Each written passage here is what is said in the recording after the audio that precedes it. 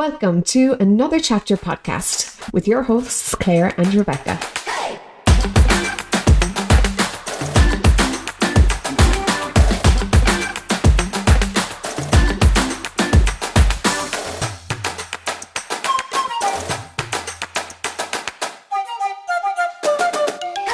Do you love books? Well, you've come to the right place.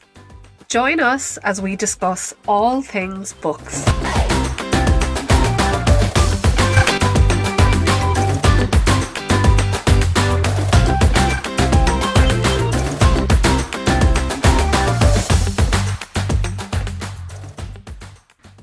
Welcome to chapter 15 of Another Chapter, the podcast.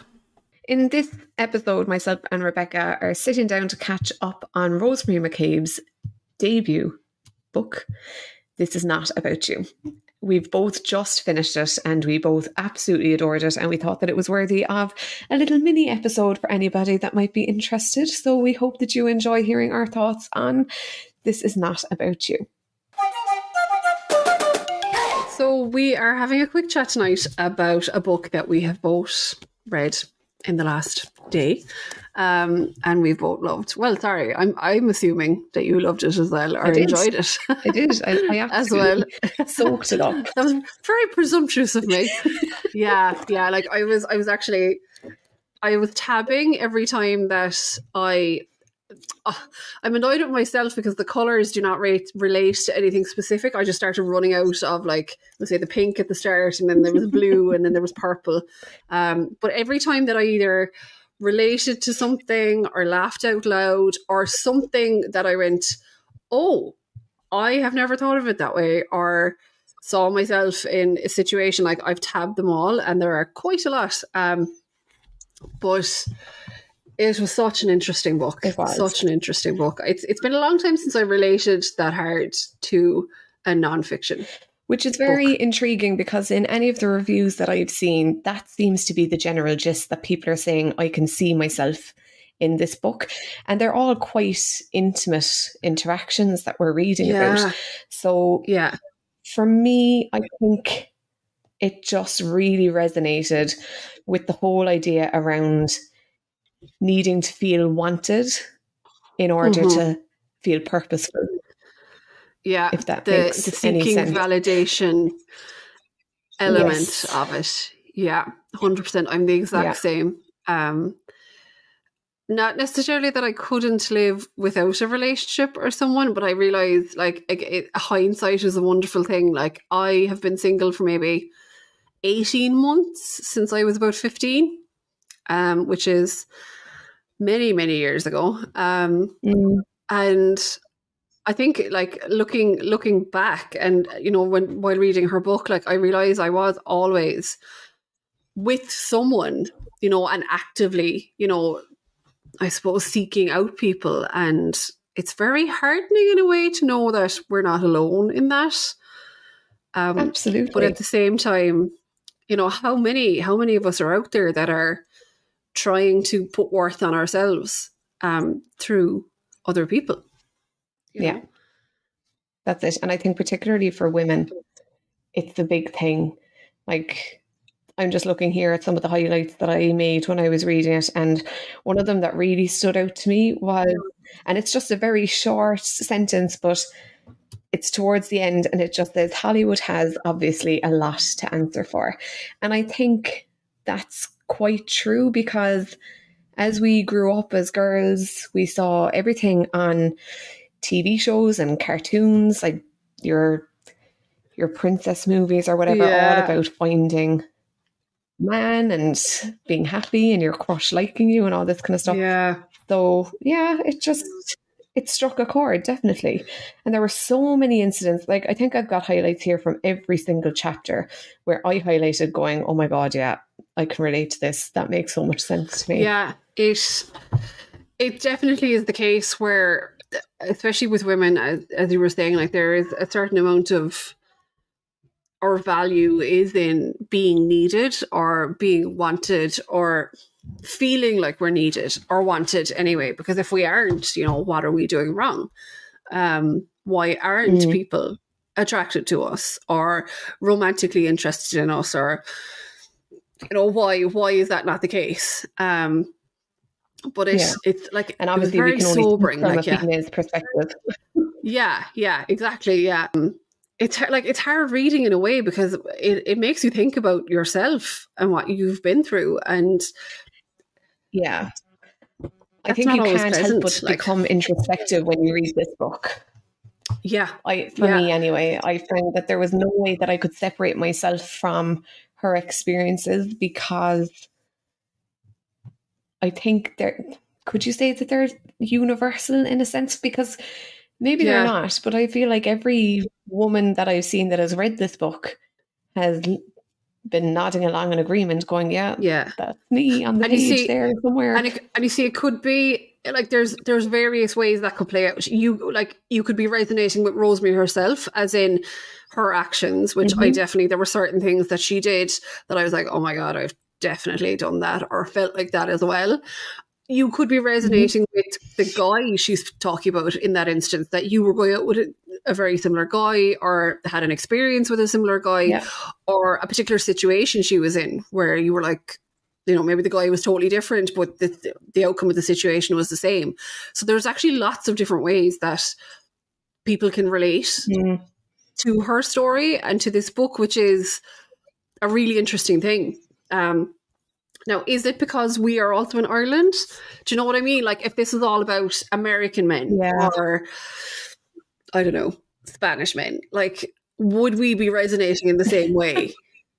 Like, I know there was one or two guys in there who aren't Irish, like, fair enough. But is it like, is it something about the Irish men is what we're resonating with? I don't know. Is it a cultural thing? Like, yeah, I think towards the end of the book, when she starts talking about how we've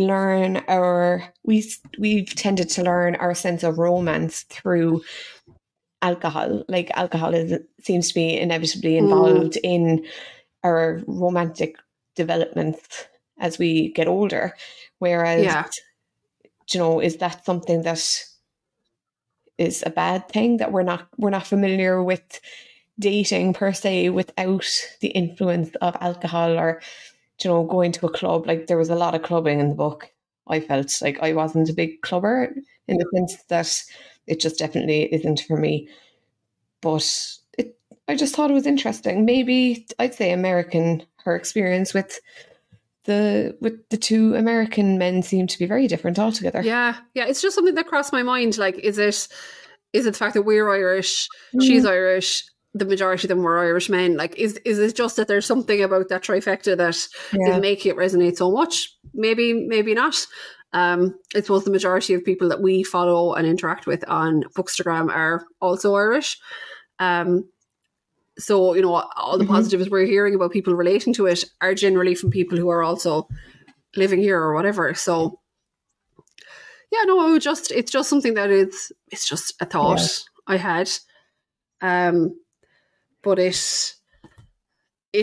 really enjoyed it. Like, even within the tougher parts to read, or, you know, as well as the tougher parts to read, there are definitely parts of it that I laughed out loud at. Oh God, yeah. Like, just straight, and they're not all necessarily like laugh out loud moments. Like, there's an incident with her dad, with her coming in late one night, and I won't say what it is, just for anyone that hasn't read it, but like, that was particularly funny. But one piece that I loved from the beginning, and it's not exactly spoilery, so I think I can read it out. She is talking about one of her exes who has a goatee with no beard hair around it. So it was one of the men earlier in the story. So she said, it is the surest sign of a man who freely makes the same mistake each and every morning, never stopping to think that he could and should make a different choice, i.e., like, you could just get rid of the goatee at any second. And I just thought it was such a witty way to look at it, that she was like, it says so much about his character that he willingly put this on his face and leaves it there every single time he looks at himself. Yeah. She has a very funny way of saying certain things, and a very kind of pithy, self-deprecating in some cases, but like her her analysis of certain men and certain situations is just so on point. It is, and funny, it provides an awful lot of comic relief considering the heaviness and the weight of the topics that are being discussed. Yeah. Yeah. And that's part of what makes the book so readable, I think. Yeah, I particularly enjoyed how she spoke about, so openly, I suppose, about her hindsight and herself. So like, I changed for this person. And just, there's a lovely note at the end of the book, and it's not giving anything away either, if you'll let me read it. What does it say? I hope that the more we can talk about these experiences, about the moments we should have been more ourselves instead of less, when we should have spoken up instead of piping down, the less likely they are to repeat in future generations. And I think that this book is actually providing a great forum for people to have these kind of conversations about how this is possibly the way that we experienced romantic relationships in our teens, 20s, 30s, whatever. And, you know, to try and change the narrative, because if I had a daughter, I wouldn't want for her some of the experiences that I might have had. Yeah, definitely. And I think I was saying this on a recording we had lately, where like we're a generation where we are trying to unlearn past behaviors, past negative behaviors, while also teaching our kids how to not have those behaviors at all, you know, as in we're trying to teach them to grow up in a different way, to be very aware of their feelings and very open with their feelings, and not to be, you know, things like not to be so body critical and, you know, things like that. So like we're trying to do two jobs at once, kind of work on ourselves plus help our kids grow up to be, you know, decent human beings. And having a book like this that is so open and so vulnerable, and that can allow people to have conversations like, oh, well, you know, remember that relationship I was in? I never told you, but it was actually like this happened. Or, you know, I never spoke about how unhappy I was, or how maybe I did, you know, I lost contact with my friends, you know, or how badly maybe I treated you at the time. Just giving people the vehicle to talk about these things is fantastic, which is a very positive sign of a book. Yeah. It would be a very, very good book club book, I think. Yeah. As a non-fiction read, because there's so much to discuss around it. Yeah. Yes. It would be a fantastic way to have these conversations in a safe space, I think. Yeah. And that is definitely one of the powers, like especially now when, you know, banned books and the, you know, the protest about certain books is such a prevalent thing now. Like this is why books are so important, that if even one person reads it and goes, wow, I'm not alone, or I actually can put words to my feelings now, because I understand from reading your story what my story is. Like that's powerful. And this book definitely has a lot of that power, and it, while also being a very enjoyable read, which is not an easy balance. I think as well what's very interesting, just the whole idea of fixing, like being with someone because you have a sense of responsibility to fix them or help them or be the natural kind of caregiver role. You can be very blinded by a relationship and by that feeling of this person wants me, and I want to help them. I want to help them be a better person, you know, and feeling like almost like you're giving up on them if you get out of the relationship. And as well, like that you need to prove people wrong. I think there were times for me in my past where I would have been told, oh, I don't think this is the right situation for you. And I'd be kind of like, how do you think you know me better than I do? I know what I'm doing. When in fact I didn't, and I didn't see things properly. And I think the way that Rosemary writes about it, like hindsight is an amazing tool to have. And it's just when you're in it, you see things so differently. And we are lucky that we are in positions now where we can look back and go, there were some crappy situations in our past, to put it mildly, that we we're with people or in situations that we really wouldn't put ourselves in now, and that we have the benefit of looking back, and that we are in happy, stable relationships now, you know, because some people aren't. Some people don't get out of those situations. Like, so it is great to be able to look back at the mistakes we made, or people who made us feel bad or treated us badly, you know. I'm just thinking there about the quote from Perks of Being a Wallflower, where it's, you accept the love you think you deserve.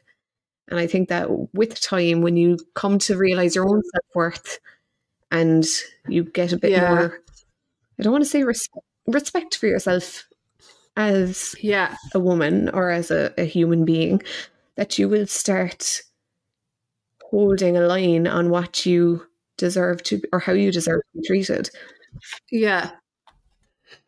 Sorry, I'm just looking for a quote here. When she was, it's about Scott, it's towards the end of it there, but basically she says that, like, she spent so long, I'm paraphrasing obviously, but so long wishing he would be a different person, or thinking he would grow into a different person. Yet he actually had showed her from the outset who he was and what kind of person he was. And she didn't take that on board. Do you know what I mean? As in, like, the point being that he wasn't trying to be anyone else from the outset, and it was her trying to make him into someone else, or assuming he could be someone else. Will you say hi to Claire? Hi. Yeah, your beautiful haircut. I was just about to say, did something happen to your hair? Mom, you cut it. I did not cut your hair. But I cut it first and then Mommy. What? Why? Yeah. I want it to be short like my brother's ones, but I will be growing. Yeah. Because I annoyed Mommy a little bit. But that's okay. I think Mommy just got it right. Yeah, all your lovely curls. Oops. Yeah. I think next time you have an idea like that, it might be worth asking Mommy first. Yes. Solid advice. Solid advice. Oh, yeah. Are you okay? Yeah. Oh my God. Yeah. I think I annoyed Mommy. Yeah. Like, I actually didn't get angry at all. I was just, like, so shocked when she walked into the room with short hair. And you know the way you're looking at something and you're like, I know that this is real, but I'm also praying that this is not real. And that somehow this short hair was not actually short, it just looked it. Yeah. Yeah, Jesus. I know. Yeah. So final thoughts on the book. Final thoughts would be, I would think that every woman or man should read this book. I think that it's providing an awful lot of information about how relationships can be dysfunctional.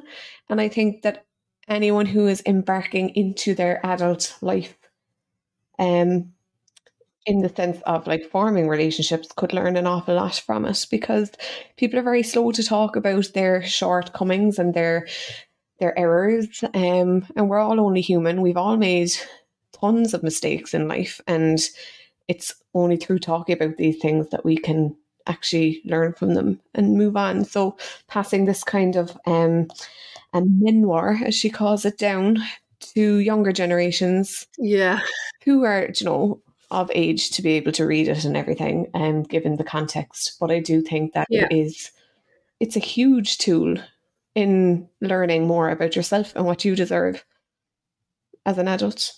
Yeah. Would you agree? Yeah, absolutely.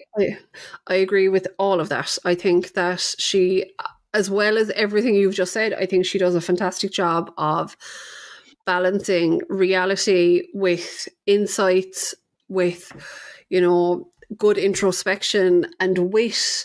She does a great job of putting that all into something that is kind of, that makes you think as well as entertaining you, and that is not an easy feat. And I'm delighted the book is doing so well for her, and that so many people are taking something from it, are interested in picking it up. And I agree that this is the book that I will definitely be saying you should read this to as many people as I can. Absolutely. Yeah. buy it if you haven't bought it already. Yeah. I actually checked. I checked earlier, and it was May of 2020 that I signed up to her Unbound crowdfunding campaign. Wow. So, but actually, I realised since that it was around early to mid 2019 that the campaign was initially launched. So I was actually I was relatively late to signing up to it. But it's nice. It's nice to have been an early-ish supporter of this. It has been a long time in the making, but I think it was well worth the wait. Absolutely, it's very good. I saw your name actually in the back of it. Yeah, what was I at? Like with my initial. I don't know. Everyone else has their names. Well, sorry, there's one person who's just like. There's a couple of people that are just first names, but like. For people who don't maybe have the book, like she has all of the people who signed up to it like listed, like there's pages of supporters, and then I'm there as R. Ambrose, like not even full name. I don't always sign up to everything like that. I have to say, like I feel like I must have been living under a rock because I've only come to learn about Rosemary Mac Cabe because of this book. Really?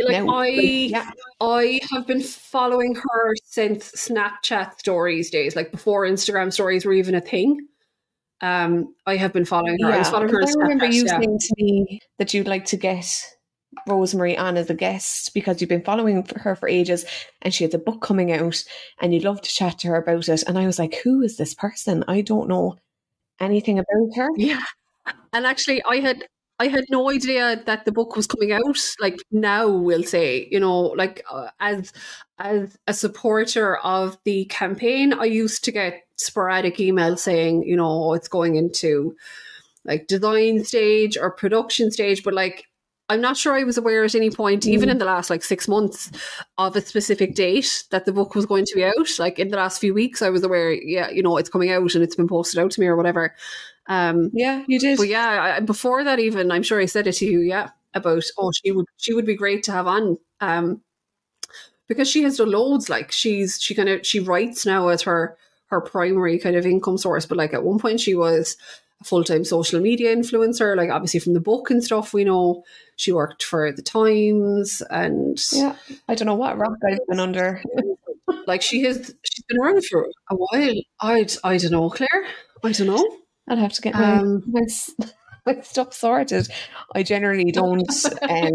I'm not a big like influencer follower in the sense that like I have my personal Instagram page and my book page, and other than that, I don't have any other social media, and I'm not following any major people or anything on it at all. I actually don't. Okay. Yeah. No, there aren't too many others that I follow who would be considered a big influencer. There's a handful of people whose stories that I, as soon as they pop up, I'm like, oh yeah, what's this person saying? Like she would be one of them. I always enjoyed her content. It was very, very down to earth, and like you can see kind of her humor coming through all of the time. And she's very honest all of the time. So I always like that about her. She's someone I've continuously followed when I have unfollowed others, because obviously my opinion is so important, and it's so important that I am or I'm not following. It was just that I ended up feeling so bad about myself. Following certain people and everything, it just didn't do my head any good. So I just and to be fair, she's not ever going to do that. Do you know what I mean? Like you're seeing kind of it's a very realistic portrayal of life. Yeah. From her end. Great. It's refreshing because there's not an awful lot of that online. Yeah. Especially Instagram, because Instagram is so curated. Like the whole purpose of it is that you are sharing the highlights, the nice pictures, the interesting stories, and not like the crappy stuff. So to have someone who kind of, obviously we don't see everything, but who is very down to earth in their what they share. It's lovely. Yeah. So any final words? Nope. I actually don't. And that is the end of our little mini episode about This Is Not About You by Rosemary Mac Cabe. Thank you so much for listening. We really enjoyed making this short little episode, and it just made sense because we both happened to have read the book recently, and we hope you enjoyed it as much as we enjoyed making it. Plus our little interlude with my daughter Lucy. Life is life, and these interruptions happen, you know, while we're podcasting, and it just made sense to leave it in. Plus it's a nice little snapshot even into life here. In case you didn't get it from the context, Lucy had lovely, like mid down her back length curly hair, and she arrived down to me some day early last week to tell me and show me that, Mommy, I cut my hair. She had cut off her own hair with scissors. So that was lovely. That, you know, a lovely surprise there Monday evening. But yeah, that we're over it now, and we hope that you enjoyed our episode about Rosemary's book with a little bit from Lucy as well. Thank you so much for listening to this edition of Another Chapter podcast. Don't forget to subscribe, like and share to keep the book conversation going. Thank you to Helen Becerra for the graphics, Mark Neville for the mixing, and to each of our contributors. Music is Make It Work by All Good Folks. Don't forget to follow along on Instagram at Another Chapter podcast. We'll see you there.